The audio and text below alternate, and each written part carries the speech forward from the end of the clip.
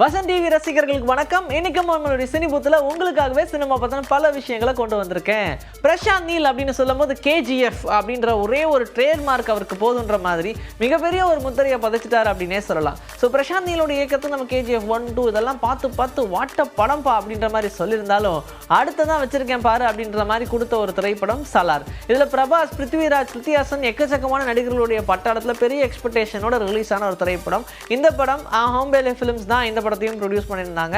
And படமும் பெரிய அளவில் ஒரு சக்ஸஸ் அப்படின்னு சொல்லலாம். அதுக்கப்புறமா என்ன பண்ணுறான்னு பார்த்தா ஜூனியர் என்டிஆரை வச்சு ஒரு படம் எடுக்கிறேன் அப்படின்னு சொல்லி இப்போ அந்த படத்துடைய வேலைகள்லாம் ஓடிக்கிட்டு இருக்கிற நிலையில் இந்த சலார் படம் நல்லா ஹிட்டு, அதோடைய செகண்ட் பாகம் இன்னும் பெண்டிங்கு, எப்போ கொடுப்பீங்க அப்படின்ற மாதிரி சொன்னால் இந்தா வந்துட்டேன்ல அப்படின்ற மாதிரி ஒரு அப்டேட் தான் வந்திருக்கு. எஸ், ஆல்மோஸ்ட் பார்த்தோம்னா இந்த ஜூனியர் என்டிஆர் அவர்கள் வச்சு ஒரு எடுக்கக்கூடிய இந்த திரைப்படம் முடிஞ்ச உடனே அடுத்ததான் நம்ம இந்த படத்தை எடுத்துருவோம் கையில் அப்படின்ற மாதிரி தான் இப்போது வெயிட் பண்ணிட்டு இருக்காரு பிரசாந்த் நீல் அப்படின்ற மாதிரி சொல்லியிருக்காங்க. ஸோ பிருத்விராஜே அதற்கான அப்டேட்டும் கொடுத்துருக்கிறது ஒரு சிறப்பான விஷயம். இந்த படம் முடிஞ்சதும் நாங்கள் எல்லாம் ஒன்றா சேர்ந்து மறுபடியும் சலாட்டு உங்களுக்காக கொடுக்குறோங்க அப்படின்ற மாதிரி அவர் சொல்லியிருக்காரு.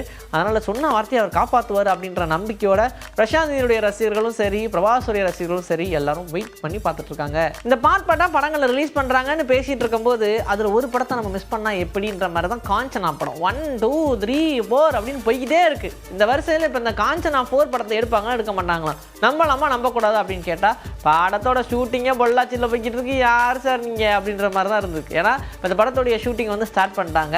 படம் கிட்டத்தட்ட முன்னாடி மாதிரிலாம் கிடையாதுங்க, 130 கோடி பட்ஜெட், அதாவது பெரிய பொருட்செலவில் ஒரு படத்தை உருவாக்குறோம் அப்படின்ற மாதிரி தான் பெரிய அளவான பட்ஜெட்டில் இந்த காஞ்சனா 4 திரைப்படமானது உருவாகுது. ஸோ எல்லாருமே வந்து எதிர்பார்க்குற மாதிரி இந்த காமெடி ஹாரர்லாம் கலந்து போட்டு இந்த படத்தை எப்படியா ஹிட் பண்ணி தூக்கிடுவோம். ஏன்னா அரண்மனை போர் இப்போ அந்தளவுக்கு ஹிட் ஆச்சு இல்லையாப்பா. அடுத்தபடியாக அந்த காஞ்சனா 4ம் பெரிய அளவில் ஹிட் கொடுக்கும் அப்படின்ற ஒரு நம்பிக்கையோட தான் எடுக்கிறாங்க.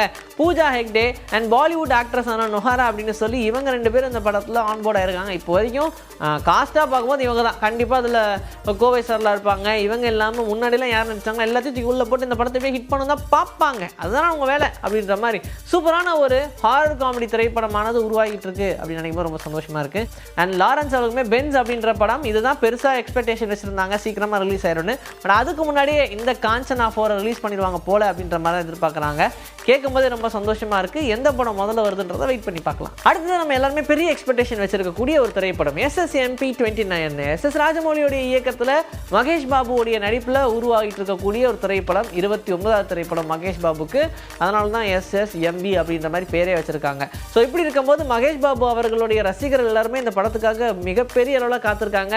ஏன்னா பாகுபலி மாதிரியான பிரம்மாண்ட படம் கொடுத்து இந்த படத்தை எப்படி எடுக்க போறாரு அப்படின்ற மாதிரி தான் இருக்குது. அப்படிலாம் இழுக்க வேண்டாம், நல்லா தான் எடுப்பார் அப்படின்னு நினச்சிக்கலாம் நாமளே. சரி, அடுத்ததாக என்ன அப்டேட் இதில் வந்திருக்கு அப்படின்னு பார்த்தோம்னா ஒவ்வொருத்தங்களா காஸ்ட் இவங்க தான் சொல்லுவாங்கள்ல, அந்த வரிசையில் மகேஷ் பாபுவோடைய தந்தை கேரக்டர் யார் பண்ணுறாங்க அப்படின்றத ஒரு அப்டேட்டாக கொடுத்துருக்காங்க. நானா படேகர் பாலிவுட் ஆக்டர், இவர் தான் அப்பா கேரக்டர் பண்ண போகிறாரு அப்படின்ற மாதிரி சொல்லியிருக்காங்க. ஆக்ஷன் அட்வென்ச்சரஸ் படமாக இந்த படம் உருவாக போகுது அப்படின்னு சொல்லி எல்லாருக்கும் ஒரு பெரிய குஷியை ஏற்படுத்தியிருக்காங்க. படத்துடைய கதாநாயகி பாலிவுட்லேருந்து மறுபடியும் இறக்குறோம் பாருன்னு சொல்லி பிரியங்கா சோப்ரா இறக்கி அதை கன்ஃபார்ம் பண்ணாங்க. ஸோ அந்த வரிசையில் பிரியங்கா சோப்ரா தான் இந்த திரைப்படத்தில் கதாநாயகியாக நடிக்க போகிறாங்க அப்படின்றது நமக்கு தெரிஞ்சது தான். ஸோ நிறைய காட்டுக்குள்ளே இருக்கணும், அதனால அமேசான் மாதிரியான அரிய வகை காட்டுக்குள்ளே நாங்கள் போகிறோம் அப்படின்னு சொல்லி அங்கே போய் உட்காந்து ஷூட்டில் எடுத்துகிட்டு இருக்கிறதா சொல்கிறாங்க.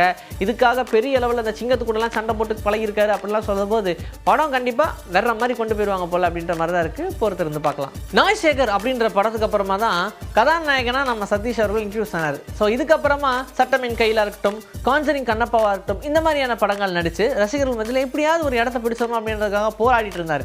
அதில் அவருக்கு பெரிய அளவில் கை கொடுத்த திரைப்படம் தான் காஞ்சரிங் கண்ணப்பா.